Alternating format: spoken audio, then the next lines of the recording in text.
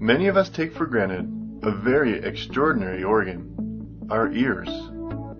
To understand the ear, we need to understand what sound is.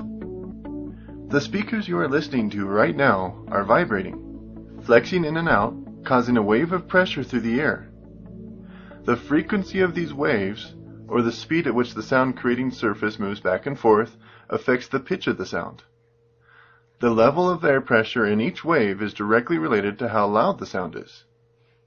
The outer part of our ear catches these waves. It faces forward and has a specially designed structure of curves helping us to determine direction of sound and emphasize frequencies needed for human speech. Now that the sound waves are caught, they travel through the ear canal and strike against our eardrum, a thin membrane about 10 millimeters wide. Now that we receive the sound, the middle ear transfers this energy. The smallest bones in your body, the malleus, incus, and stapes, start in motion. The malleus is attached to the eardrum, and as the sound passes along, the force is amplified by leverage until it arrives at the stapes, which acts like a piston, creating waves through the fluid of the inner ear. The most significant increase in force comes from a system of hydraulic amplification. The face of the stapes has a surface area of 3.2 square millimeters, while the eardrum has a surface of 55 square millimeters. Using this, along with a leverage through the malleus and incus, the final pressure is 22 times greater than when the sound first arrived. Now, we arrived at the most complicated part of the hearing, the cochlea. In reality, it is coiled up, but it is easy to understand straightened out.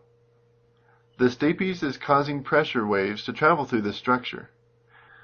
Along the inside wall is about 20 to 30,000 reed-like fibers. As the waves move along, it encounters fibers with the correct resonant frequency, and energy is released. These fibers are not actually what give the signal to us that we heard something. There is a special structure containing hair cells next to these fibers. When the fibers resonate, they cause the hair cells to move, which then sends an electrical impulse to the cochlear nerve and on to the brain. Certain pitches of sound will resonate in specific locations, and louder sounds will cause more hair cells to move.